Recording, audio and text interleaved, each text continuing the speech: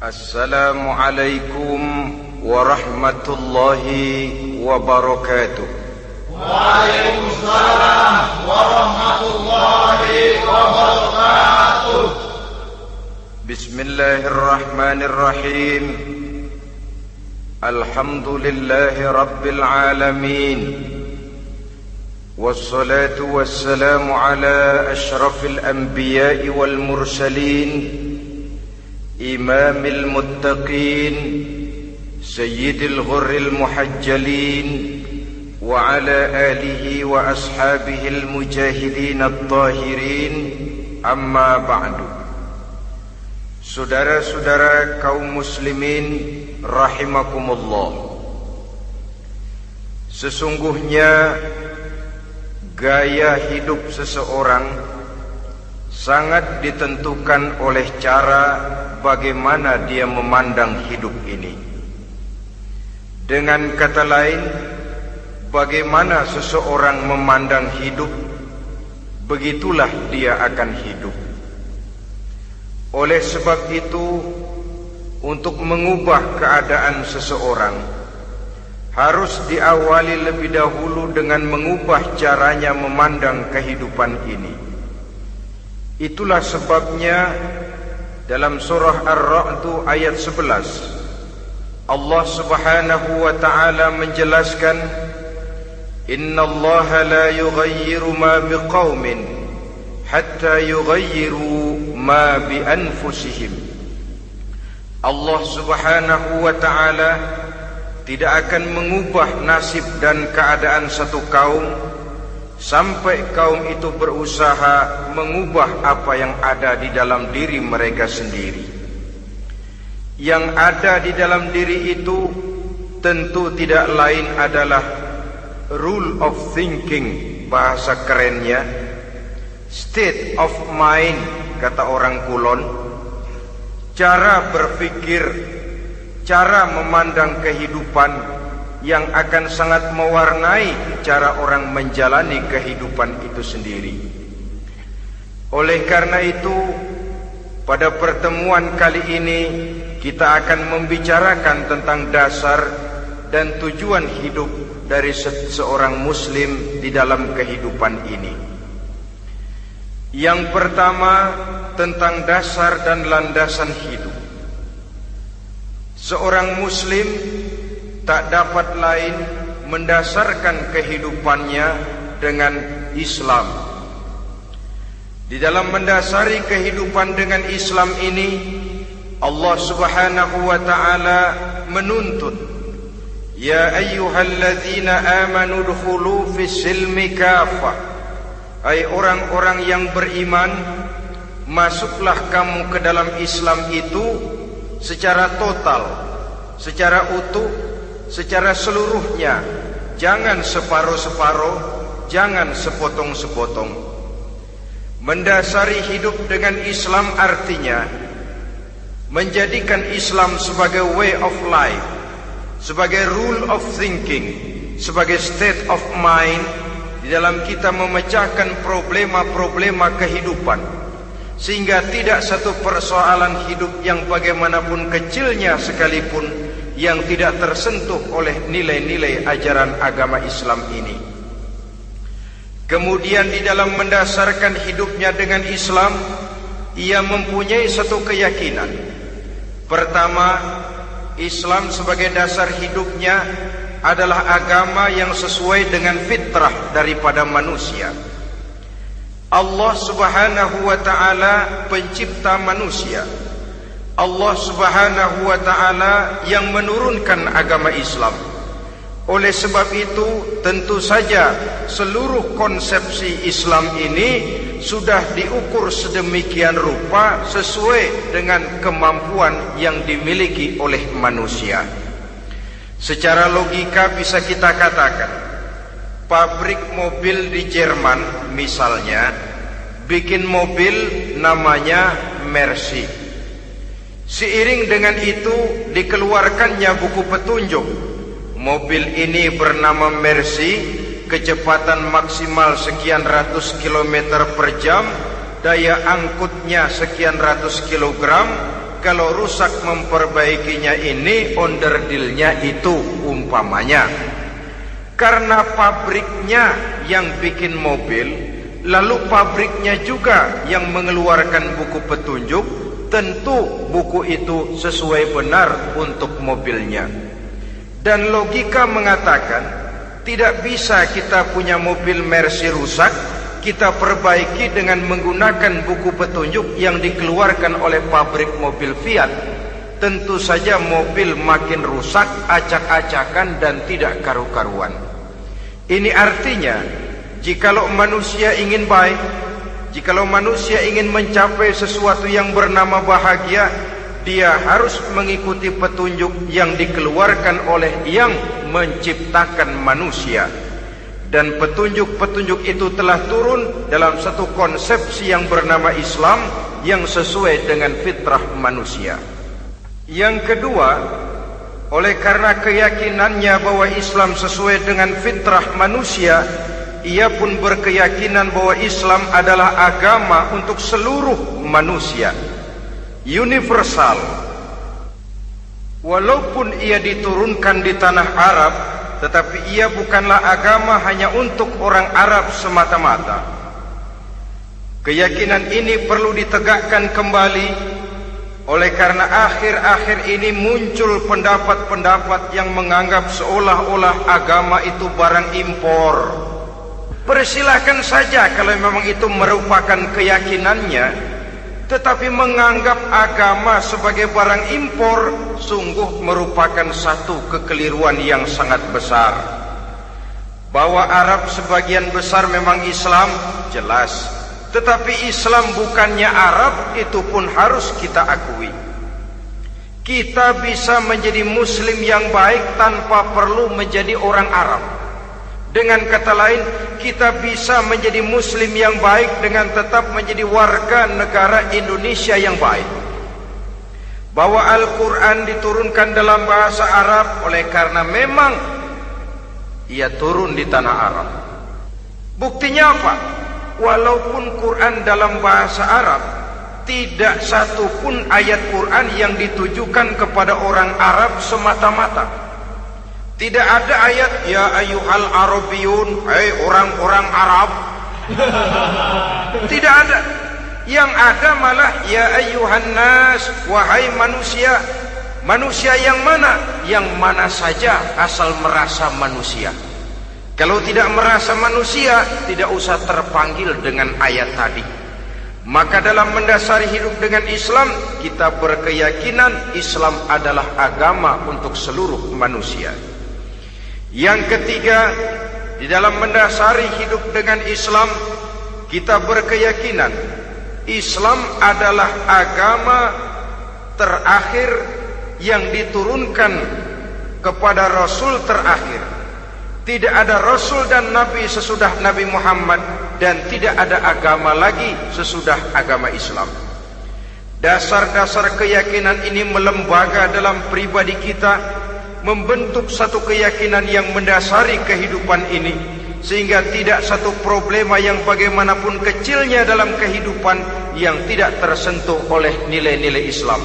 Sejak kita tidur sampai kita bangun tidur, bahkan tidur itu sendiri, dan seluruh kegiatan kehidupan yang kita laksanakan dalam 24 jam, tidak satu pun yang tidak tersentuh oleh nilai-nilai Islam.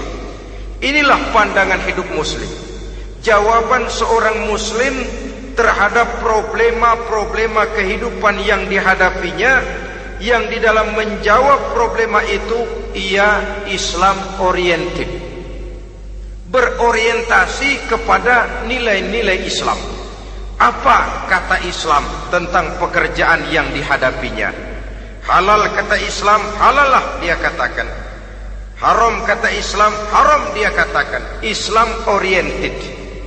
Barometer dalam perbuatannya tidak lain daripada nilai-nilai Islam itu sendiri. Dan kemudian di dalam mendasari kehidupan dengan Islam, ia berkeyakinan Islam adalah satu-satunya agama yang benar. Bahasa kerennya, Islam is the single one, the true religion behind the God. Satu-satunya. Keyakinan ini kelihatannya subjektif, tapi memang inilah pokok daripada kehidupan beragama. Saudara-saudara kaum muslimin rahimakumullah, kalau itulah dasar daripada kehidupan kita sebagai muslim, apa yang menjadi landasannya?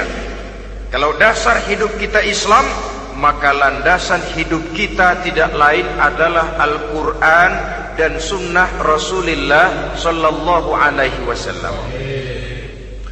Dunia penuh dengan orang-orang besar, dan setiap orang-orang besar itu mempunyai ajaran-ajaran yang pernah jaya, pernah dikumandangkan, didengung-dengungkan, naik ke panggung sejarah untuk kemudian tenggelam.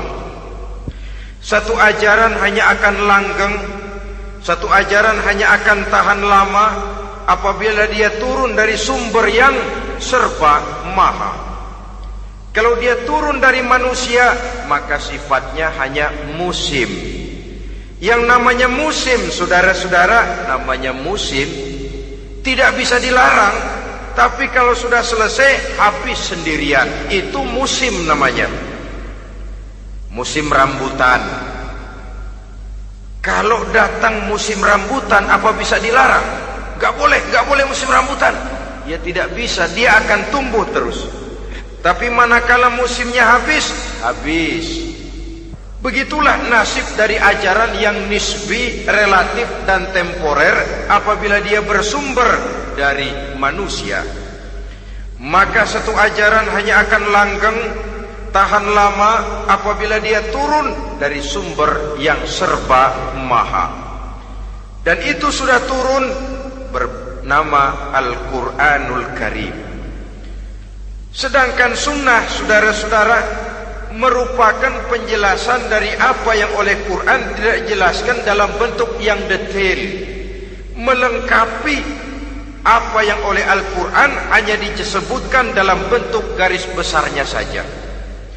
Baik Quran maupun sunnah kita sebut merupakan dasar, landasan yang primer. Sedangkan untuk memahami Quran dan sunnah, kita memerlukan pendapat-pendapat orang yang ahli di bidang itu. Dalam hal ini kita sebut saja dengan ulama. Dan ini merupakan sumber yang sekunder dari landasan hidup kita sebagai seorang muslim. Dua rel ini, Quran dan sunnah, merupakan landasan di mana kereta api Islam ini berjalan. Quran dan sunnah. Saudara-saudara kaum muslimin rahimakumullah, oleh karenanya marilah kita menjadikan Quran dan sunnah ini sebagai imam di dalam kehidupan kita. Bukankah Rasulullah sallallahu alaihi wasallam pernah memberikan pilihan, man ja'alal Qur'ana amamahu qadahu ilal jannah wa man ja'alal Qur'ana khalfahu saqahu ilan nar. Siapa yang meletakkan Quran di depannya, dijadikannya Quran sebagai imam dan dia sebagai makmum, maka Al-Quran akan membimbing dia ke surga. Ya, surga di dunia ini, lebih-lebih lagi surga di akhirat nanti. Sebaliknya, wa man ja'alal Qur'ana khalfahu, siapa yang meletakkan Quran di belakangnya, dia belakangi ajaran dan konsepsi Al-Quran, dia tinggalkan perintah-perintah Al-Quran, maka Al-Quran yang dibelakanginya itu akan mendorong dia ke neraka. Neraka dunia, lebih-lebih neraka di akhirat nanti. Pilihan terserah kita. Jikalau kita mau menjadikan Quran sebagai imam, artinya kita menjadi makmum. Resikonya dimanapun, makmum wajib ikut imam. Imam takbir, makmum takbir, imam ruku', makmum ruku', imam i'tidal, makmum i'tidal. Jikalau Quran imam kita dan kita adalah makmum, maka itu berarti jikalau ke barat komando Quran, ke barat kita pergi. Jikalau ke timur kata Quran, ke timur kita menuju. Jikalau halal kata Quran halal kita katakan, jikalau haram kata Quran haram kita ucapkan. Itu resikonya kita menjadi makmum, menyusun pola hidup yang lebih Qurani. Tapi sebaliknya, ke barat komando Quran, ke timur kita pergi, ke utara kata Quran, ke selatan kita menuju. Halal kata Quran malah kita tidak mau melaksanakannya. Haram kata Quran kita senang bukan main. Artinya kita mau menjadi makmum, dan Quran kita jadikan sebagai makmum, kita sendiri malah mau menjadi imam. Kita paksa konsepsi Al-Quran itu supaya sesuai dengan naluri kemanusiaan kita, mengotak-atik hukum, menghalalkan yang haram, mengharamkan yang halal. Dikala itu landasan hidup kita sudah goyah, tidak lagi sebagai landasan tempat kita bertolak, tetapi malah menjadi satu landasan yang kita injak-injak. Sesungguhnya saudara-saudara, Quran tidak akan membawa berkah, tidak akan menjadi rahmatun wa syifaun lil mu'minin, menjadi penyembuh, menjadi rahmah bagi orang-orang beriman, apabila yang kita baca itu kita injak-injak di dalam kehidupan. Upaya menyusun hidup yang lebih Qurani ini seiring dengan usaha kita menjadi warga negara yang baik. Yang saya katakan di awal tadi, tidak saling dan tidak harus saling bertentangan. Jadi dengan demikian, dasar hidup kita sebagai muslim adalah Islam, dan landasan hidup kita tidak lain adalah Al-Quran dan sunnah Rasulullah Sallallahu Alaihi Wasallam. Ini landasan tempat kita bertolak. Ini yang mewarnai gaya kehidupan kita. Apapun yang mau kita lakukan, tempat kita bertanya lebih dahulu Quran dan sunnah. Saya mau melakukan pekerjaan ini, apa kata Quran? Saya mau pergi ke tempat ini, apa kata Quran? Saya mau berusaha dengan mengerjakan perusahaan ini, apa kata Quran? Merupakan landasan daripada kehidupan kita. Ini yang saya katakan tadi, membentuk rule of thinking, state of mind, bahwa gaya kehidupan kita diwarnai oleh landasan hidup yang bertumpu pada ajaran Al-Quranul Karim dan sunnah Rasulullah Sallallahu Alaihi Wasallam. Baiklah ya, ini yang pertama tentang dasar dan landasan hidup. Yang kedua tentang tujuan hidup. Kalau sudah ada landasan tempat kita bertolak, lalu kemana pantai yang akan kita tuju? Mau apa sih kita hidup ini? Berleha-leha, menjalani acara rutin, bangun tidur sampai tidur lagi, kemudian besok begitu lagi, sampai menunggu datangnya sang ajal? Atau ada satu tujuan yang akan kita capai di dalam kehidupan ini? Apabila kita teliti, maka Al-Quran mengajarkan tujuan hidup setiap muslim pada dasarnya ada dua.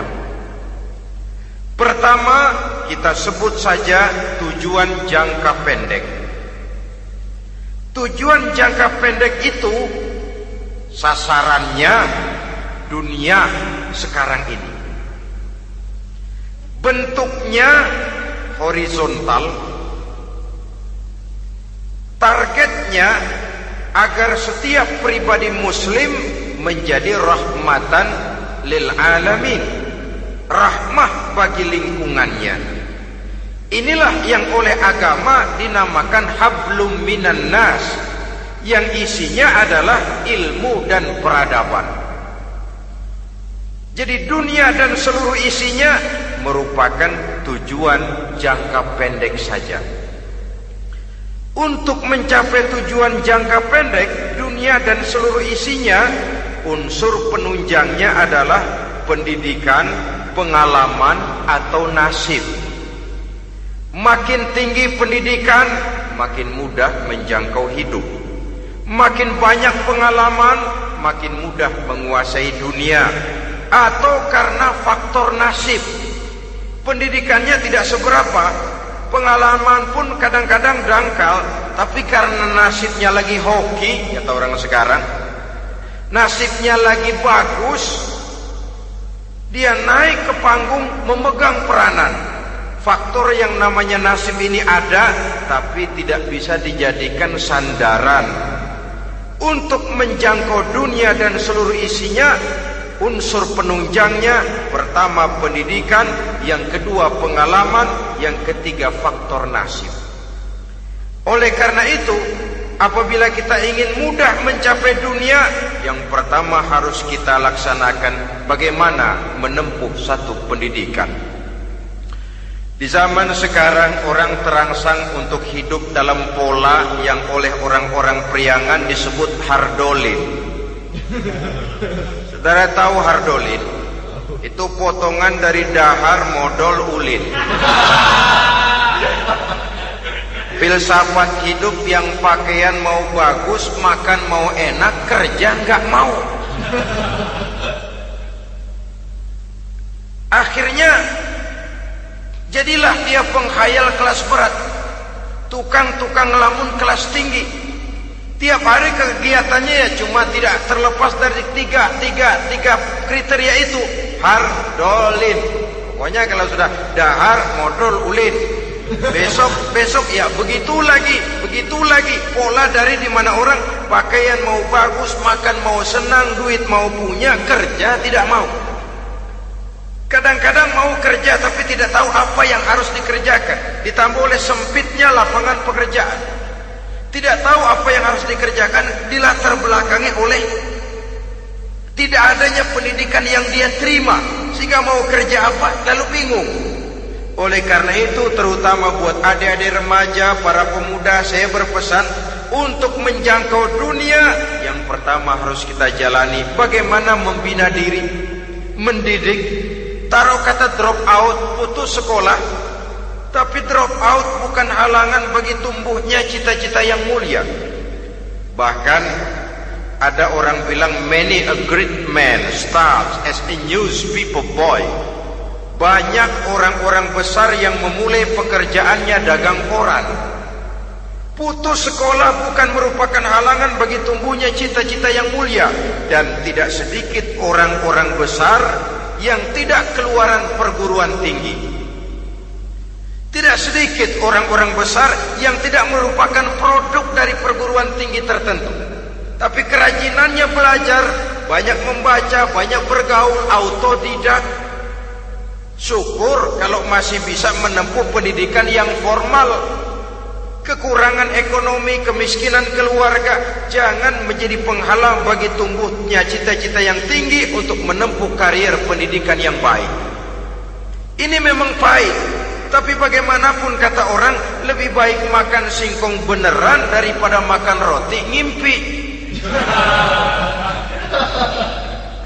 Artinya jikalau memang perlu, lebih baik sekolah sambil dagang koran, nyemir sepatu, parkir mobil, daripada hardolin itu tadi.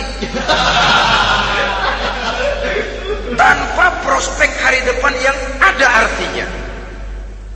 Dan pendidikan memang merupakan sesuatu yang baik, tapi tanpa ini rasanya kita akan sulit untuk menjangkau dunia, tersisih di pojok-pojok kehidupan.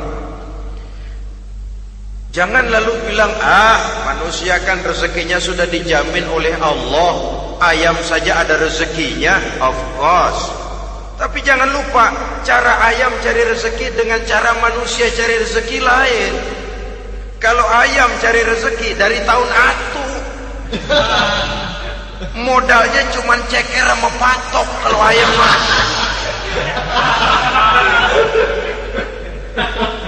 asal bisa nyeker, bisa matok, ayam dapat rezeki. Pokoknya kertok dah. Tapi manusia cari rezeki, dia harus cari lapangan kerja. Lapangan kerja sulit. Sudah dapat lapangan kerja, harus punya keahlian. Untuk memperoleh keahlian harus dengan pendidikan. Berhadapan lagi dengan saingan-saingan, karena pasaran tenaga kerja tiap tahun puluhan kalau tidak ratusan ribu pasaran tenaga kerja yang masuk lapangan kerja. Ini kenyataan. Semakin ke depan, oleh tingginya tensi ekonomi, oleh persaingan hidup yang makin tajam, oleh makin menggejalanya pola pikir industrialis yang membuat manusia individu, nilai-nilai semacam ini akan terasa makin berat. Oleh karenanya, tanpa pendidikan sulit untuk menjangkau dunia. Yang kedua, pengalaman, tenaga expert. Sehingga orang mengatakan experience is the best teacher. Pengalaman adalah guru yang paling bijaksana. Dengan pengalaman kita makin dewasa. Dan orang sering mengatakan kegagalan hakikatnya adalah keberhasilan yang tertunda. Jangan takut gagal, kalau itu akan mengantarkan kita kepada pola hidup yang lebih dewasa, lebih tegar, lebih sanggup menghadapi kesulitan-kesulitan. Dan faktor yang ketiga, nasib. Kadang-kadang orang pendidikannya tidak ada, kadang-kadang pengalamannya tidak seberapa, tapi karena nasib, engkongnya misalnya jadi komandan Hansip, dia naik jadi anggota Hansip. Itu karena faktor nasib saja. Yang ketiga ini ada, tapi tidak bisa dijadikan sandaran dalam arti bahwa kita lalu mengandalkan nasib. Lo nanti udah gede mau jadi apa? Gua sih gimana nasib aja dah. Jadi orang syukur, jadi gembel nasib. Tidak bisa kita menghadapi hidup dalam satu alur spekulasi. Tidak bisa kita menjalani skenario kehidupan ini dengan bersikap untung-untungan. Karena kehidupan walaupun tidak bisa dipastikan, paling kurang bisa dirancang, bisa direncanakan, bisa ditargetkan, bisa dianalisa kemungkinan-kemungkinannya. Walaupun tidak bisa dipastikan, tapi bisa diperhitungkan. Sebagai manusia yang terikat oleh causality, oleh hukum sebab akibat, sewajarnya kita memperhitungkan kemungkinan-kemungkinan itu.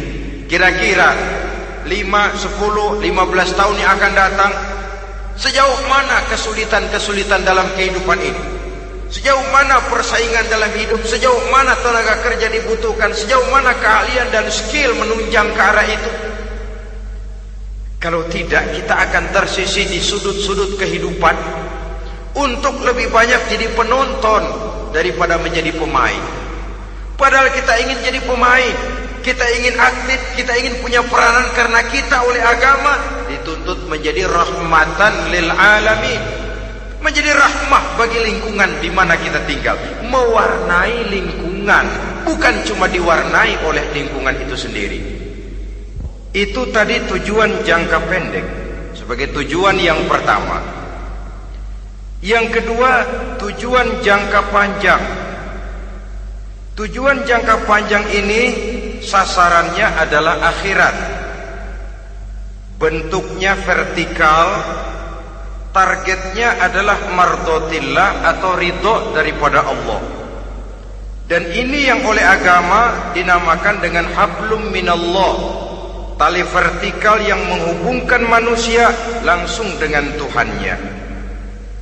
Untuk mencapai tujuan jangka panjang akhirat ini, unsur penunjangnya adalah prestasi ibadah. Kalau untuk tujuan jangka pendek, dunia dan seluruh isinya, pendidikan, pengalaman dan nasib memegang peranan yang sangat penting, maka untuk akhirat, pendidikan, pengalaman, nasib tidak punya pengaruh banyak. Unsur penunjangnya adalah prestasi ibadah. Bagaimanapun tinggi pendidikan, bagaimanapun banyak pengalaman, tanpa prestasi ibadah, nol besar kita dalam pandangan Allah Subhanahu wa ta'ala.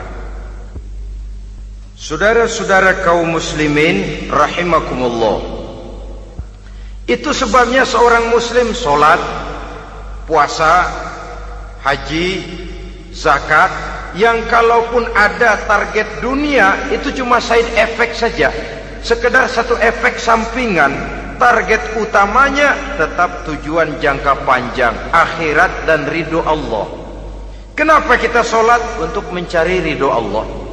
Kenapa kita laksanakan ibadah haji? Untuk mencari ridho Allah. Kita bangun di keheningan malam untuk mencari ridho Allah. Kalau ada akibat dunia, itu cuma akibat sekunder saja. Ada misalnya orang karena tekun ibadah rezekinya lancar, itu baru persekot, baru tanda jadi. Kadang-kadang persekotnya saja sudah nikmat kok, apalagi cashnya, kontannya. Sebaliknya kalau ada orang rajin ibadah rezekinya seret, jangan jadi alasan. Kok lu nggak sembahyang? Alah, tetangga gua rajin sembahyang melarat terus. Ya memang sholat itu bukan dengan target dunia, target akhirat, saudara-saudara. Oleh sebab itu, seorang muslim adalah seorang yang berpandangan luas, berjiwa lapang. Maksudnya apa? Tujuan jangka pendek dan jangka panjang ini harus dia raih kedua-duanya. Ini yang oleh Al-Quran diajarkan agar setiap muslim mencapai fid dunya hasanah wa fil akhirati hasanah. Kebaikan di dunia, kebaikan di akhirat, itu arti hasanah. Jangan macam orang dulu, punya istri dua pergi haji. Yang satu yang muda istrinya namanya Hasanah, yang satu namanya Khadijah. Waktu tawaf keliling Ka'bah, si suami ini nggak bisa doa apa-apa kecuali Rabbana Atina itu. Tiap putaran Rabbana Atina fid dunya hasanah wa fil akhirati hasanah. Putaran kedua Rabbana Atina fid dunya hasanah wa fil akhirati hasanah. Ini istri tuanya yang namanya Khadijah dengerin aja. Akhirnya di satu saat dia colek suaminya, "Bang, mentang-mentang Hasanah bini muda disebutin melulu, saya dong disebutin dalam doa." "Iya deh, ntar putaran selanjutnya." Suaminya blow on juga. Putaran kedua dia baca Rabbana Atina fid dunya hasanah wa fil akhirati Khadijah.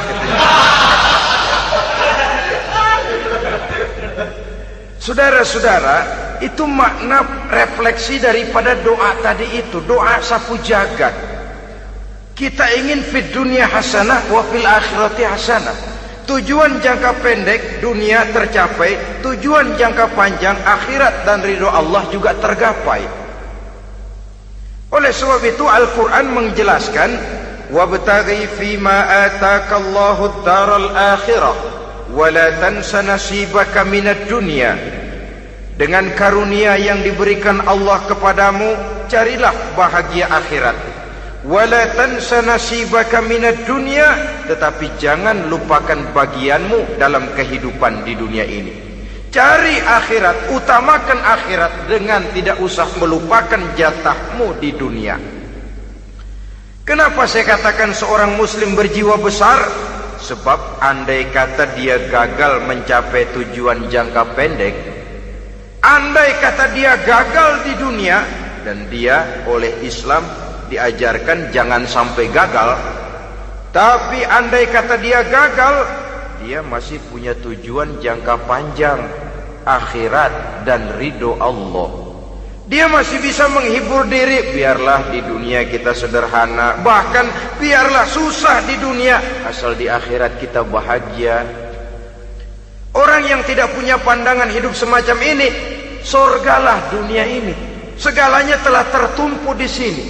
Bila umurnya selesai, ajalnya datang, selesai sudah, sorganya sampai di situ, dan dia tidak punya pengharapan lain di belakang itu. Maka seluruhnya bertumpu pada kehidupan di dunia, padahal dunia seperti air laut, makin diminum makin haus, makin kering tenggorokan. Dunia yang diperturutkan menyeret manusia ke dalam lingkaran setan, terjebak dalam sifat yang namanya tamak bin rakus alias serakah.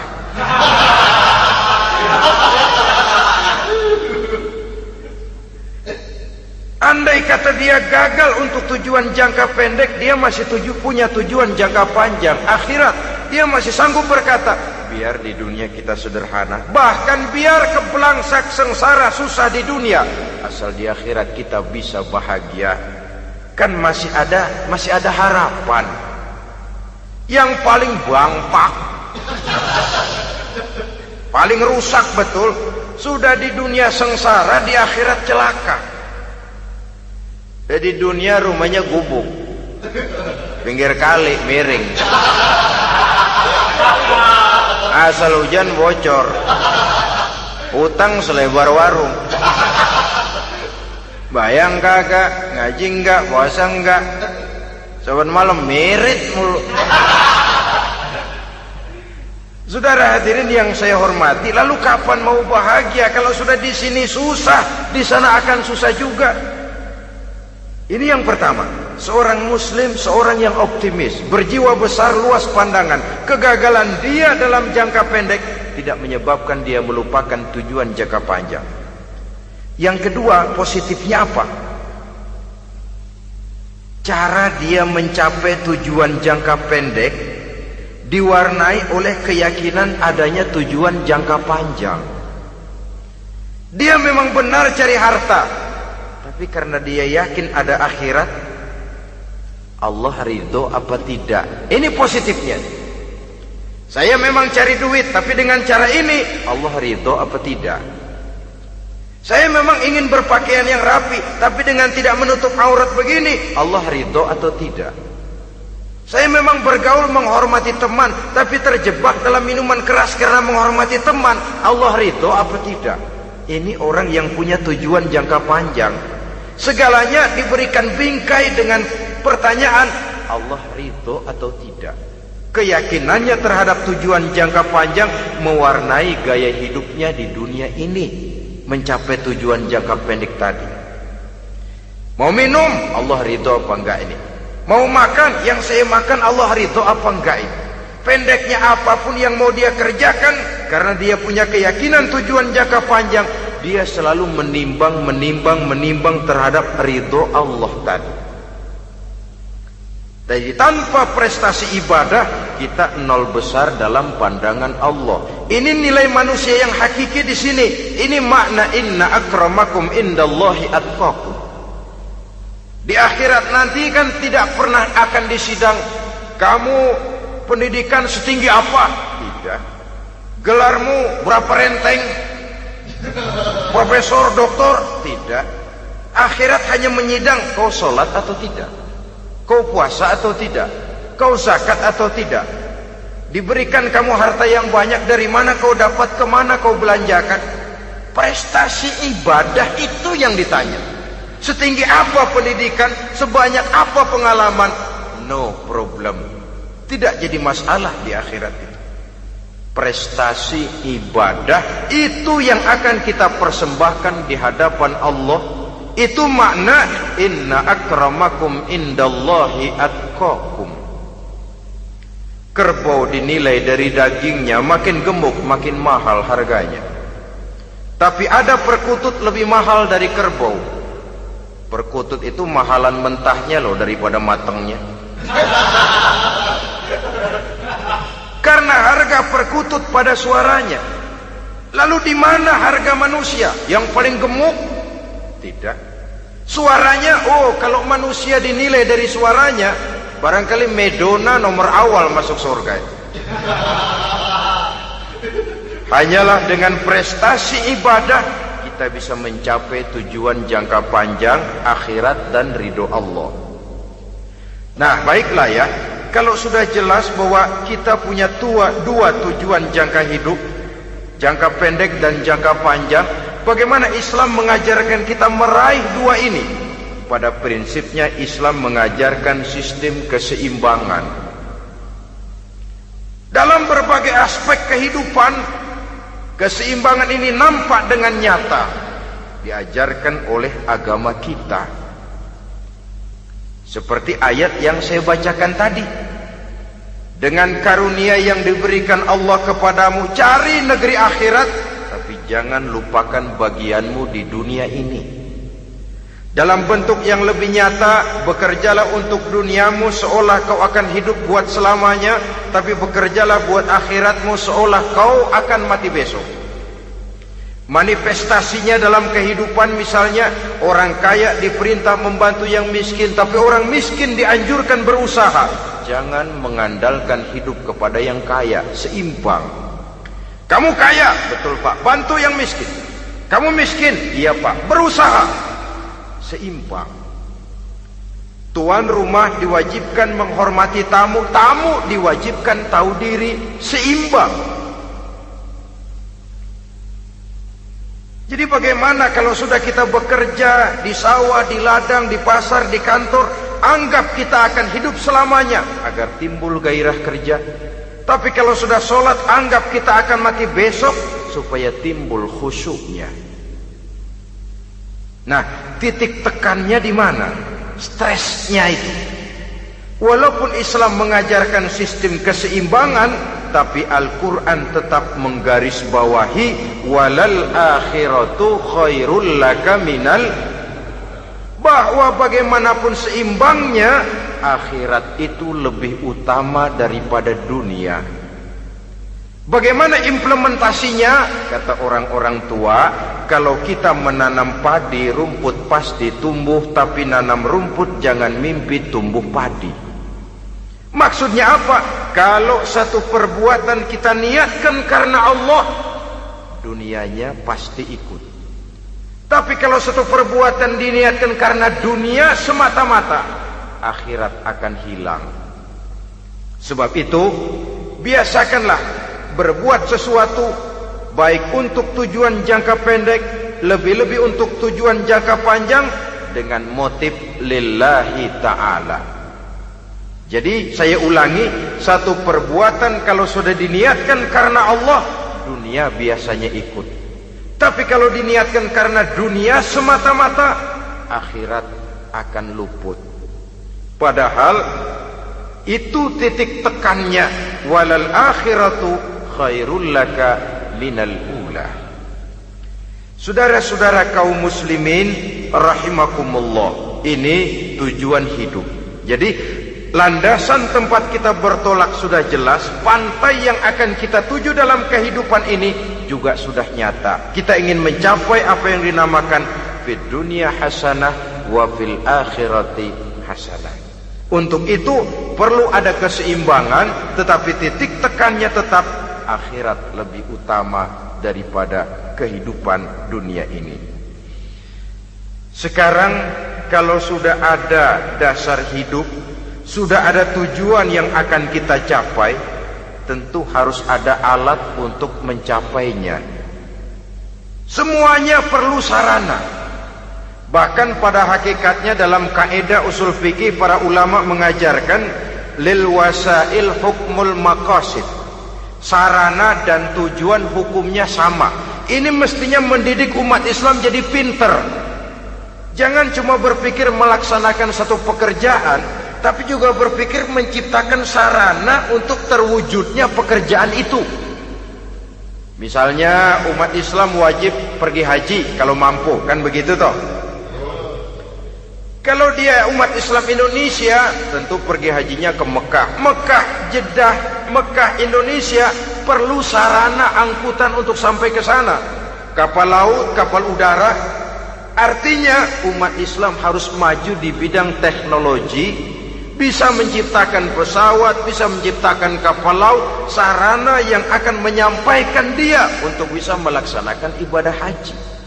Selama ini kita bertumpu kepada pemikiran, pokoknya kan yang penting gue pergi haji, pakai apa kayak gue punya duit. Dari segi pribadi memang barangkali begitu. Tapi sebagai umat yang harus mencapai kemajuan, apabila diperintahkan melaksanakan sesuatu, kita pun hakikatnya dituntut menciptakan sarana untuk menunjang pelaksanaan sesuatu itu sendiri. Agama mengajarkan an-nazafatu minal iman, kebersihan sebagian daripada iman. Siapa yang menciptakan mesin cuci, sabun-sabun keras, deterjen, rinso dan lain sebagainya? Siapa yang menciptakan air condition, pembersih ruangan? Kita hanya berpikir pokoknya kan bersih, mau pakai apa kek. Kita jarang yang berpikir kepada pewujudan teknologi modern untuk menerjemahkan hadis itu. Syukurlah belakangan ini sudah muncul teknokrat-teknokrat muslim yang dijiwai oleh semangat Al-Quran membuka tabir rahasia konsepsi Islam di lapangan teknologi modern yang makin lama makin menunjukkan tuntutan kebutuhan daripada umat itu sendiri. Dengan demikian, apabila ada tujuan hidup, kita memerlukan alat untuk mencapai tujuan tadi. Supaya tujuan fid dunya hasanah wa fil akhirati hasanah tercapai, apa alat yang harus kita pakai? Kita lihat surah At-Taubah ayat 111 memberikan jawaban. Innallaha ashtara minal mu'minina anfusahum wa amwalahum bi anna lahumul jannah. Sesungguhnya Allah telah membeli dari orang-orang beriman diri mereka, harta mereka, bahwa sesungguhnya bagi mereka adalah surga. Coba kita simak ayat ini sejenak, akan nampak dengan jelas bahwa ayat ini hakikatnya merupakan satu transaksi yang nyata benar antara kita dengan Allah. Transaksi jual beli sudah terjadi, dan itu langsung dengan Allah, tertuang dalam pernyataan Quran. Pembeli Allah, penjual kita orang-orang beriman, dagangannya adalah anfus dan amwal, harganya adalah surga. Itu sudah tanda tangan pernyataan kita siap jual beli ya Allah. Apalagi baiat kita apa? Inna solati wa nusuki wa mahyaya wa mamati lillahi rabbil alamin. Solatku, ibadahku, hidup dan matiku cuma untuk Allah Tuhan seluruh sekalian alam.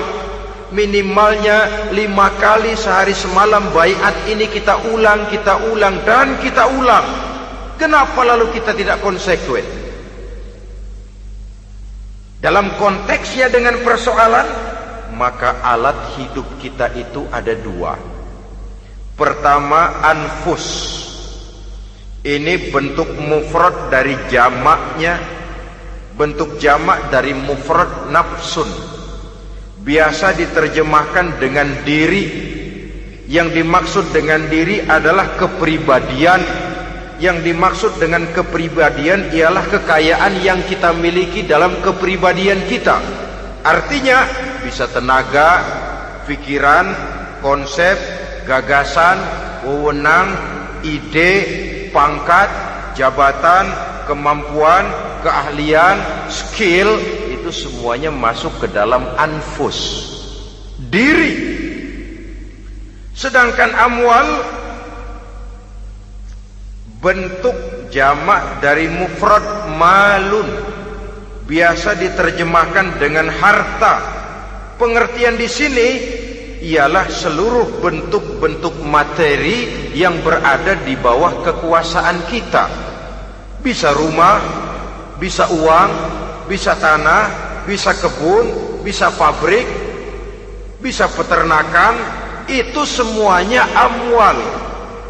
Nah, baik anfus maupun amwal, diri, tenaga kek, pikiran kek, harta kek, pangkat kek, jabatan kek, wewenang kek, keahlian kek, untuk tujuan jangka pendek harus jadi rahmah bagi lingkungan.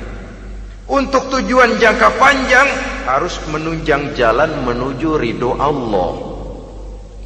Jadi kalau pangkat kita menjauhkan kita dari ridho Allah, itu bukan nikmat tuh, azab. Punya pangkat bukan melakukan kebaikan, malah melakukan kejahatan, setidak-tidaknya berdiri di belakang kejahatan, melindungi perbuatan-perbuatan munkar. Dalam kelas kakap melindungi korupsi, dalam kelas teri jadi backing tukang koprok. Umpamanya itu sudah menyalahi. Alat tidak digunakan untuk mencapai tujuan, itu untuk tujuan jangka pendek. Lalu amwal harta, uang, tanah, rumah, kebun untuk tujuan jangka pendek harus menjadi rahmah bagi lingkungan. Sedang untuk tujuan jangka panjang, baik diri maupun harta harus menunjang jalan menuju ridho Allah, harus meningkatkan prestasi ibadah kita kepada Allah Subhanahu wa ta'ala. Malah yang namanya amwal ini tanggung jawabnya lebih berat loh saudara. Kalau saudara diberikan ilmu, sidang akhirat cuma satu, ilmumu kau amalkan untuk apa? Saudara diberikan umur panjang, pengadilan akhirat cuma bertanya satu, umurmu kau habiskan di mana? Tapi saudara diberikan harta, pertanyaan akhirat dua, hartamu kau dapat dari mana? Kau belanjakan kemana? Dari mananya dan kemananya ditanya, depan belakang. Kadang-kadang kan ada orang hartanya didapat dari jalan yang halal, dibelanjakan di jalan haram. Kerja peras keringat banting tulang setengah mati, begitu dapat duit beli buntutan, muter-muter kertas cari kode. Didapat dari jalan halal, dibelanjakan di jalan haram. Atau didapat dari cara yang haram, dibelanjakan di jalan yang baik. Menang judi, nyumbang pesantren. Nabi mengajarkan innallaha thayyibun la yaqbalu illa thayyib. Allah itu baik dan hanya menerima yang baik-baik saja. Tidak bisa mencuci kain dengan air najis. Kain akan tetap kotor. Saudara-saudara kaum muslimin rahimakumullah. Oleh karenanya masalahnya terpulang kepada kita, pandai-pandailah membagi orientasi. Suatu saat tenggelam kita dalam kesibukan dunia dan seluruh isinya untuk mencapai tujuan jangka pendek.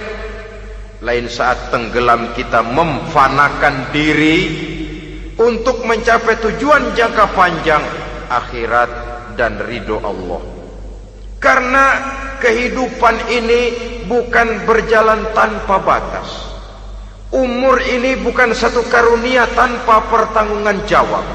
Satu saat setuju atau tidak, rela atau terpaksa, kita akan sampai kepada garis finish daripada perjalanan kehidupan dunia ini, yang memang merupakan satu perjalanan panjang, a walking tall. Kata orang Kulon, a walking tall, satu jalan yang demikian jauhnya. Entoh kita akan sampai ke garis finish. Bila datang ajal, senja kehidupan datang, malam menyelimuti. Datangnya tidak pernah kita sangka, tapi sekali dia datang, tidak satu kekuatan yang bisa menolak. Kehadirannya tidak pernah kita harapkan, tapi satu kali dia datang bertamu, pasti terjadi. Dan itu pasti akan kita temui. Alangkah malangnya pada saat kembali itu datang, kita tidak punya prestasi ibadah. Lalu apa artinya prestasi dunia? Apa artinya tujuan jangka pendek kalau kita harus kehilangan tujuan jangka panjang? Rumah kita yang besar, pangkat kita yang tinggi, harta kita yang banyak, bisakah menolong kita untuk kalau sudah kumpul di padang mahsyar nanti? Malaikat, jangan gebugin saya, rumah saya harga 2 miliar.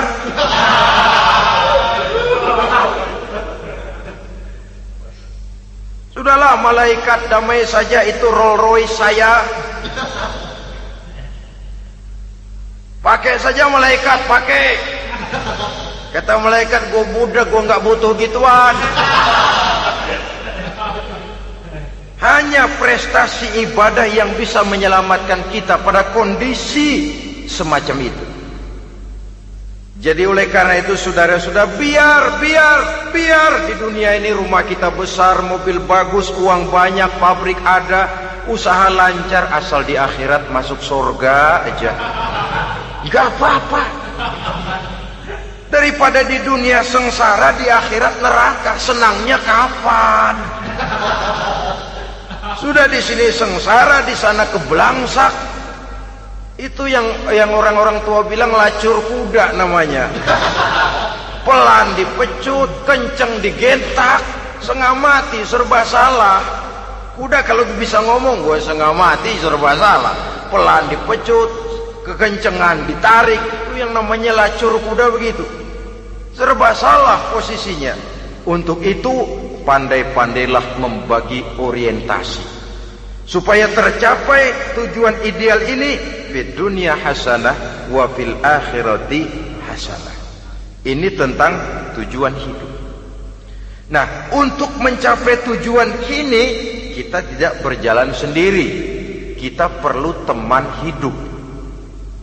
Di samping teman hidup ada pula lawan hidup.